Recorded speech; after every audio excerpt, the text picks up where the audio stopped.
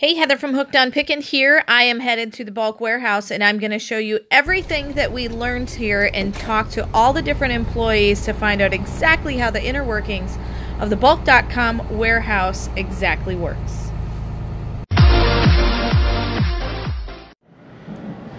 So I'm here at the warehouse and we're doing a walkthrough. As you can see, there's just tons of pallets and product here. And I really would like to know, and I know a lot of you viewers want to know, how in the world do they decide which condition a lot of the items are in? As you can see, this place is just absolutely massive. But I really want to find out, how do they get down to the nitty-gritty, and how do they find out what is the condition status of each product that I actually received? And so I came in contact with an employee who's going to tell me all about it. How do they know where to put what and in what condition will it be listed in? And so I have got Jensen here who's going to help me explain that to you. Okay, so we're in the bulk.com warehouse, and if you scan up, we're in the test and grade section of the bulk.com warehouse. This is Jensen. Jensen, can you tell us a little bit about what you do here? Yeah, I'm the IT support technician for the facility. Okay. I kind of manage the network and everything. And you hang out in the warehouse and you know kind of what goes on, the kind of day-to-day workings? Every square foot I have to cover. Yep. Okay, perfect. So he's going to kind of explain, we're looking for, when you go to bulk.com, you buy things that are new, like new, uninspected returns, my favorite category, scratch and dent, and salvage. And so we're kind of here going to talk to Jensen about how do you even determine that? What do they go through? And he's going to explain what's going on behind us with some of the ladies and what they're doing. So if you just want to take it away. Absolutely. When things first come into the warehouse, they're received in off of truckloads that our clients send us of their product. Okay. The returns, you know, whether it's just clearance items that are still new on the shelf, got packaged up, sent back to their DC to figure out what do we do with now. They send that to us, sometimes directly from the stores with some of our clients. We also get stuff that just hasn't been inspected, so just, you know, returns that came back to the store. Not really high value stuff, so there's no real inspection process there. They just process it, stick it in the tote. It goes back to their DC in a return section. The DC doesn't even know what to do with it because they can't process that many returns.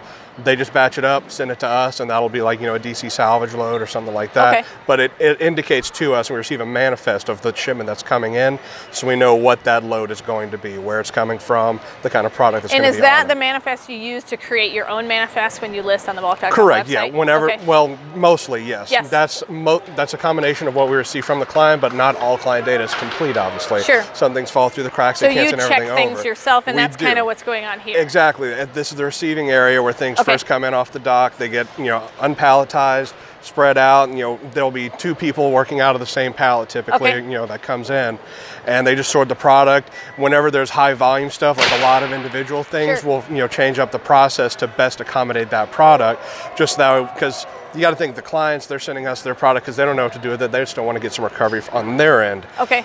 By us remarketing and, you know, handling that process for them, we want to find the best way to handle that. Okay. Because we receive more stuff in, we're able to sell it for, you know, lower prices because then our cost is lower and everybody's still making money the whole time. Okay, so stuff comes in here, and then I see a bunch of different bins. Can you kind of explain that to me? Yeah, depending on the condition of the item. So like if you open something, you see obviously that it's broken.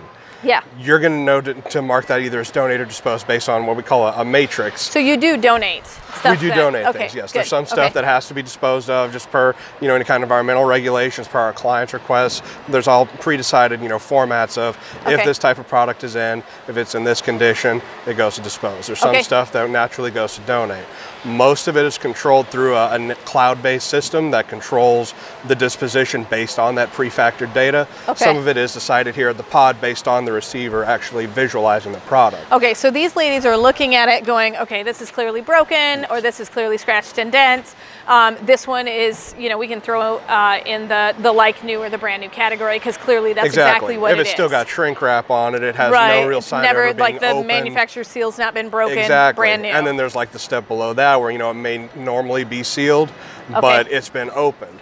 but the all product the is still contents are inside, still everything's there. fine. There may be a little bit of box damage, so that's like new open box. Okay. Then there's stuff with like minor cosmetic damage or stuff that is new but is not in the original manufacturer's box. Okay. You know, we might have to rebox stuff just because it's so tattered, you can't possibly sell that and call it anything similar to new. Right. But everything inside is still fine. Gotcha. So, you know, that's a different grade. Then there's, you know, oh, you open it up, there's some cosmetic damage. Okay. And most of those steps aren't done at this point.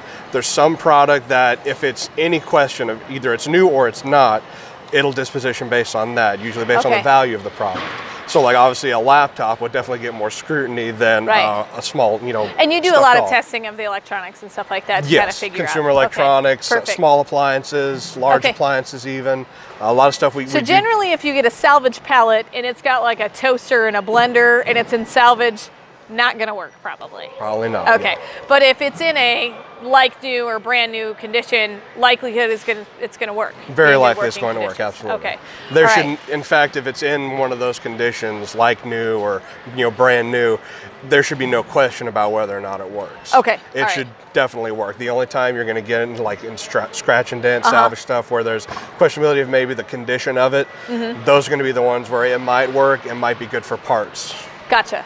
It's kind of a mix there, and they usually don't come in like their own boxes. It's just kind of loose product. Right. It might can't call that new, even if it doesn't come in the original packaging. Exactly.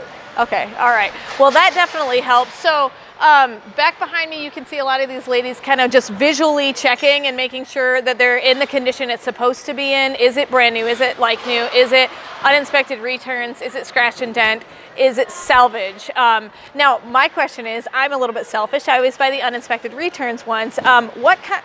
Why uninspected returns? Why would it be categorized that way? Does it come from the manufacturer considered uninspected returns, or they're not sure so they throw it in an uninspected returns category? It can come from a few different channels. Okay. The general concept of uninspected returns is that at no point along the process has this been actually checked. Okay, so nobody really looked at it, so we're going to just move it along quicker because it takes too long to actually check each When you look at the value of an item, like, if it's a small stuffed doll and there's a box of 500 of them, you're not going to individually inspect check each 500 one, of them. Okay. So that might just pass through if you have a stack of that. That makes sense. Or, baby shoes or stuff like that, a napkin set. Very low value stuff. It doesn't make sense for us, for our clients, and for our buyers, for us to put the time and money into checking that along the process. You'd have to basically charge more per pallet. Exactly. Otherwise, we'd be losing money just on the seconds it takes to go through each individual thing like that. So that's our honest way of saying, look, we haven't checked these. Nobody has. Okay. You're buying this as the product is,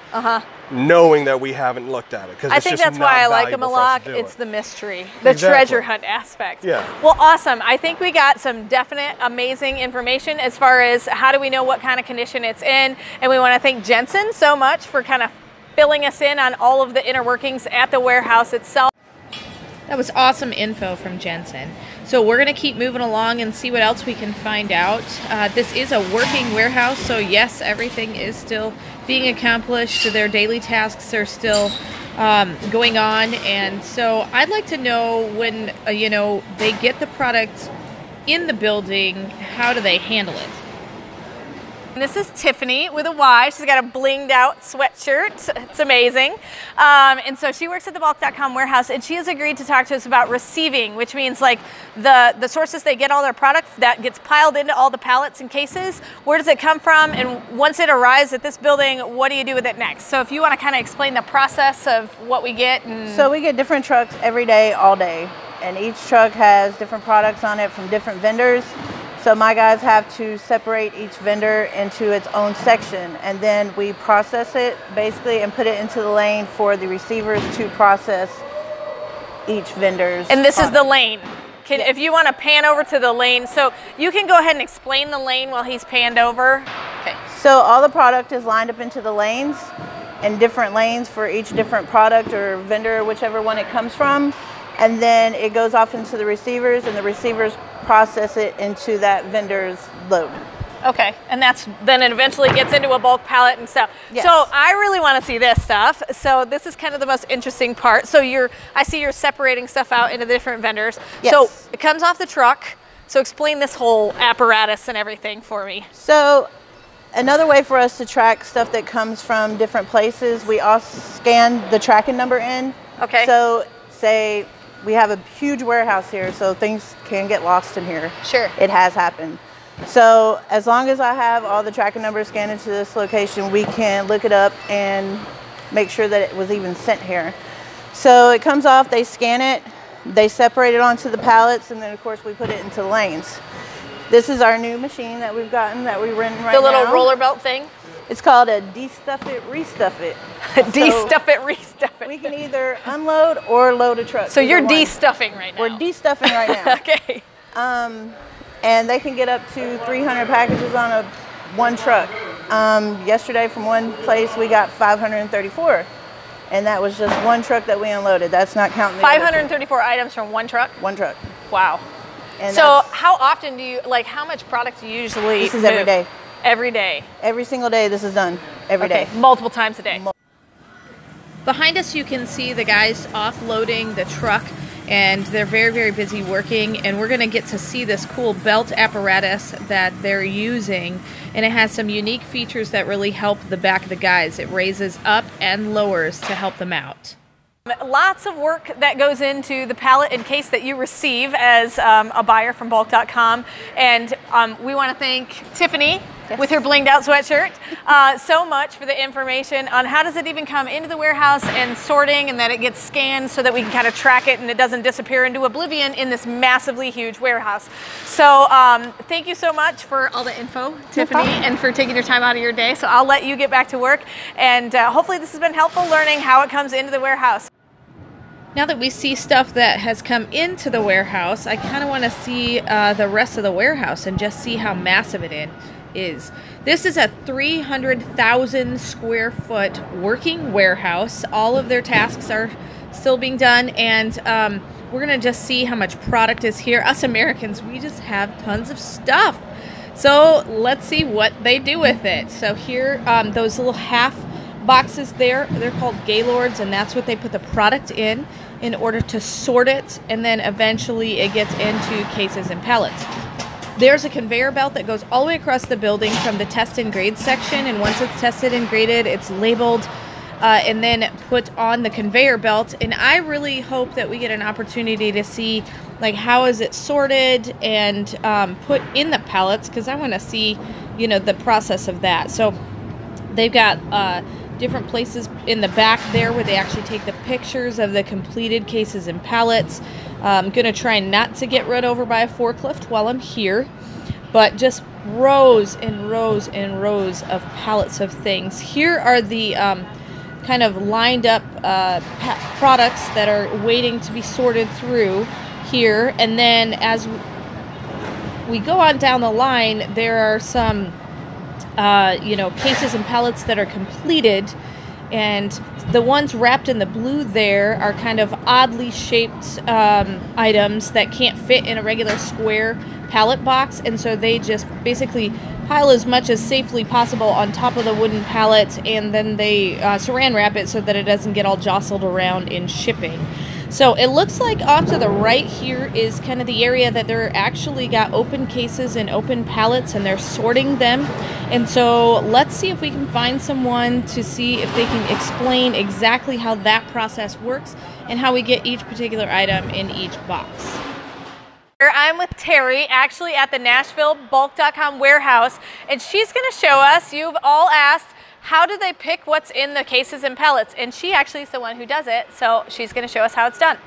All of these have these little LP barcodes. Is that the barcode that you use? That is the barcode that I use with the scanners that we have here. Okay, so she's got a case down here that's labeled slot 5. As directed on the scanner itself. Okay, so then... And it also tells me what case number also. Okay. So awesome. I, at that point, scan it. It's in the case.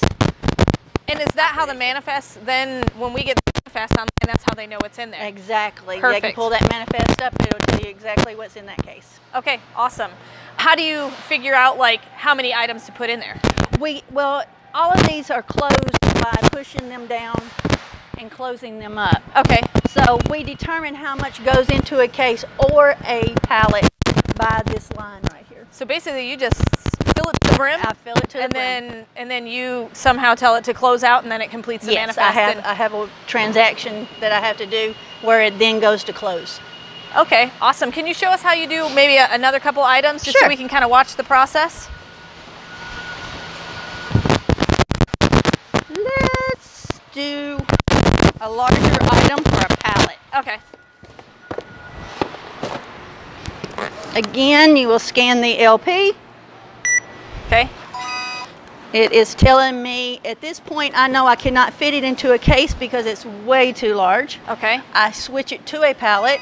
Okay, so it was initially telling you to put it in a case. Okay. I determine whether it goes to the case or to the So pallet by the size. Terry's the pallet case police. Yes, that's me. We do it by size because that can actually get way too heavy. Right. With right. like microwaves or cookers. So or you haul anything of this that. stuff all around all day long. All day long. I'm pretty beat up. Yeah, well, she's also probably pretty buff too. So. Yeah, so we have several of us. They're kind of like that.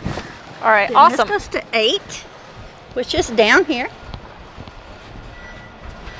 We maneuver. There you go. Same process as the case.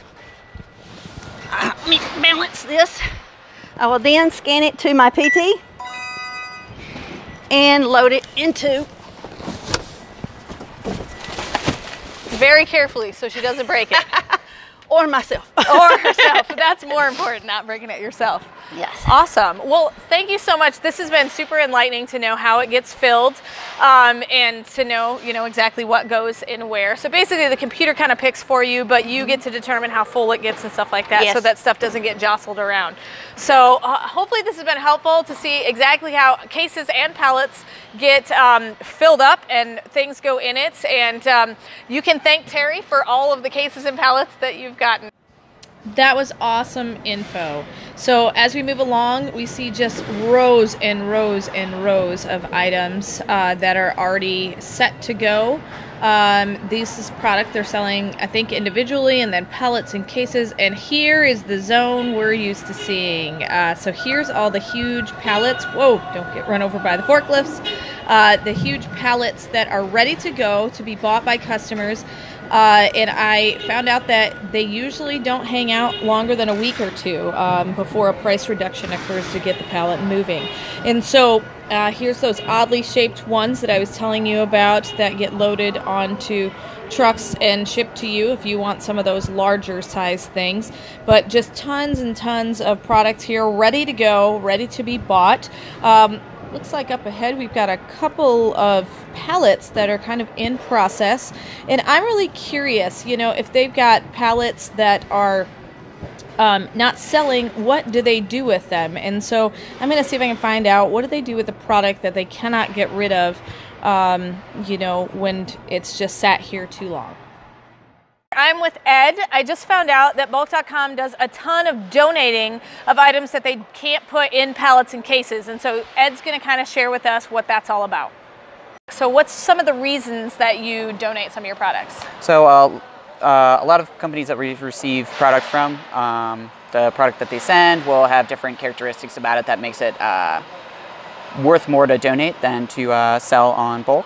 Okay. So like condition in box is all crushed, but the item is still good, so you can maybe donate that That's kind of correct. thing. Okay. So the system itself will determine donate eligibility as Okay. well as operators that are receiving the product. Well, and I know on Amazon, like if I want to send some stuff, and as you can see, we're kind of showing some footage of the things that they donate. This whole aisle is actually donatable stuff, but I know on Amazon when you have food products, they won't let you send it in unless it's within 120 days of expiration, and so so they'll not let you send it in, so stuff like that maybe that gets donated. Correct, yeah. Expiration dates play a factor into it, Okay. as well as seasonality of items. Okay. And yeah. So we got some stuff like this. Do you mind if I pick Oh, up go and for show it, some yeah. things? So here's kind of some fun game cubes that get donated. What are some of the places, like are there some local places around here that you donate to? Somebody said something about donating to like pet shelters. And, Yeah, we'll do Okay. we'll do pet shelters. We'll do food banks Awesome. for some of the food that we get. We also have a larger donation partner that essentially helps us find places for it to go around the country. Okay, yeah. so you can donate to food banks maybe that aren't in your local area. That's and other correct. places that aren't in your local area. So this is quite a few, what do you call these gaylords? They're That's kind of correct, like, yeah. I would call them miniature pallets. Yeah. But yeah, so this whole row, all of this stuff gets donated. That's crazy. Right. Yeah. We have times where we'll have 2, 3, 4 lanes filled up Wow. with this stuff, and so yeah, one of our jobs is to get it out of the warehouse quickly to a donation partner. That's awesome. That's awesome. So that's a really neat thing. Yeah, do they pick it up, or do we deliver it, or do you guys deliver it? They'll pick it up? Yeah. Okay, so they just send a truck over and you guys just load them up? And Correct. Yeah, the with the larger donation partner, essentially they'll find us a smaller area or a smaller company that wants us to donate, Okay. and we will organize transportation with them, but typically they come to pick it up. Awesome, awesome. So it looks like you've got like a lot of household items, you got some toys, you said food items. I see a couple bikes back here. I just kind of want to scan the aisle.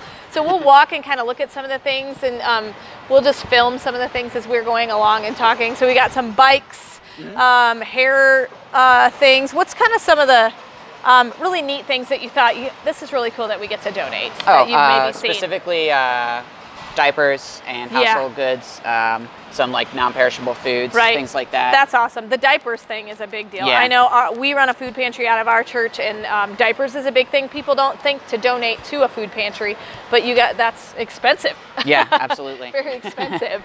So this is just amazing. So I'm super excited that we get to kind of share that. A lot of my viewers ask, do I donate some of the stuff that I can't use or I can't resell? And I definitely do. But it's really awesome to see this massive donate option just from you guys in general. Yeah. So thanks for kind of filling us in on it. And I want to look at this one thing right here. This is awesome. If I got this, I'd be so excited. So this is really cool that you donate this, because there's definitely people that can't afford things like this, but it's definitely practical and useful. Oh, absolutely. That's amazing. So hopefully this has been helpful. Thank you so much for informing us on what kinds of stuff you guys donate, and just filling us in that you donate it all, and that's really exciting. Well, yeah, just to that point, I mean, ideally we like to sell as much as we can. Obviously, but, yeah. the next step, we don't want to just throw it away. Yeah, keeping things out of the landfill, not having to throw it away, that's a biggie. And so bulk.com is doing some good stuff, and I'm excited to hear that. And that's awesome to hear. So we're going to keep going on this tour. Here's stacks and stacks of boxes and things. Now we've seen where the pallets are being stored, but I'm curious, I think right up ahead, here they are. This is where all the cases are being stored. So if you buy a case from the Tennessee warehouse, this is where they pick it and get it ready to be shipped. It's kind of right next to, let's not get run over, right next to the where they sort and actually pack the boxes, so that makes sense. Here's some more pallets in process of being put together. After this, they'll take the picture, and then that's, I think, when they close it and then throw it up on one of those shelves. Now, when we buy it, I'm curious, how does it get loaded and shipped off? we're gonna see all of my actual pallets getting loaded on the truck. I'm super excited. We're gonna see if my hubby can back the truck and see how many times it takes.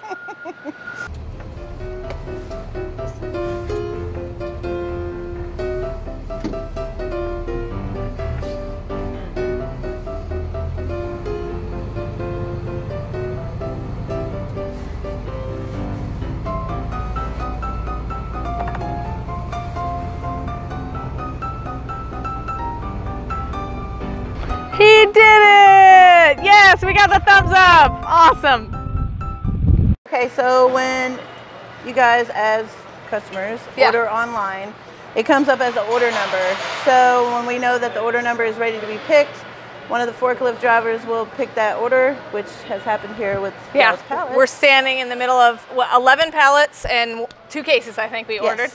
So once it's picked, to make sure that we know that it has left the building and is no longer in this building, we go to our gun here and we have to scan all of the, we call them license plates, LPs, PTAs. The giant form of those little LP tags that you guys hate taking off when you have to resell them. So you want to scan it, and then after we scan it, it pops up this little screen, and then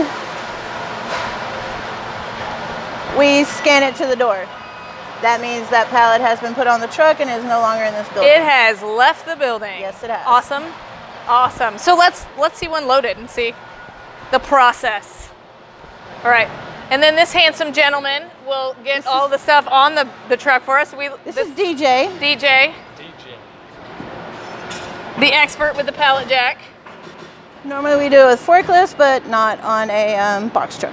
Can't do it with a box truck. Because box trucks have air brakes, right? So that's part of the reason. Forklift won't fit in there. Oh yeah, we don't want to scrape it. Yeah, that's what the red lines are there for. So Okay. if it's anything that's below the red line, forklift won't go in it. Oh, gotcha. Great job, DJ. Great job. Awesome. So he's just going to continue to do the same thing with all the pallets till Okay. it's completely, the order's done. All right, and then the cases and stuff we can just throw on top of the pallets and get it all. Was that one of the best jobs I've ever seen? Was that one of the best backup jobs of a It's truck? better than most of the truck drivers that come here. Yeah, she said there was one guy that just every day just rams the warehouse. Every day he rams the warehouse, but you know. Yeah, so I figure one day he's not going to do it, but unfortunately it doesn't work. don't hold your breath, right? Yeah, no. Awesome. So all of our pallets are getting loaded. We'll show you kind of at the end of the process, like how they all got crammed into the truck. So hopefully we can fit them all. But yeah, so from receiving, getting packed, to loading them. There's Colleen hanging out with us. Actually giving us, clearance to be in the space, really, that's the reason. So thank you so much, Tiffany, for jumping on, and we'll kind of show the end where everything is totally, fully loaded.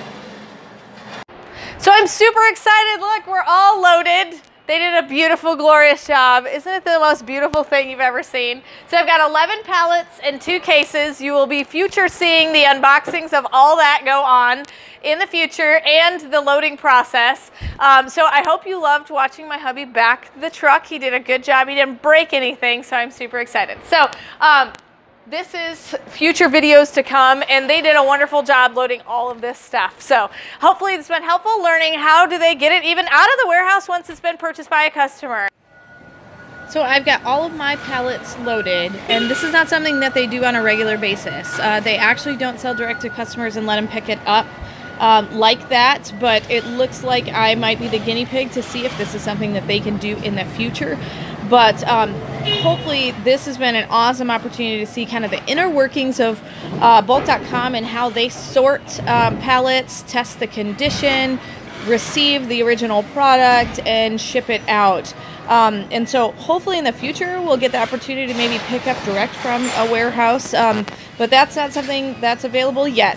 But the amazing people that work here just do a great job, and Bulk does a phenomenal job of putting the manifest together, and that's really the biggie that has always kept me coming back to purchasing a lot of their product. And so this warehouse is just amazing. 300,000 square feet, like I said, and just lots of people working this and doing a phenomenal job. Very, very clean warehouse, which I was very impressed by, and it just seems like they run really well. So from test and grade to receiving to sorting and packing the items to seeing that they donate to getting it loaded up and shipped out and headed your direction, this warehouse does a lot of amazing things. But the most amazing thing that I noticed while being in the warehouse were the people. They were always joyful and happy, and they teased one another and were friends with one another, and they really took their job seriously. And so the funnest part of getting to go to this warehouse was being able to meet the individual people that actually put their hands on your product and take care of it in order for it to get shipped to us. So I just want to thank the Bulk team for just letting me come in and kind of invade their lives. And hopefully this has been encouraging to see what goes on in the Bulk warehouse, and it's been helpful. And remember, in the end, Jesus wins. Thanks. Bye. Hey thanks for watching. I hope you learned something. If you'd like to watch more of my videos, just click on them here. And if you'd like to learn more about the reseller world, subscribe to my channel and check out my other videos. Thanks.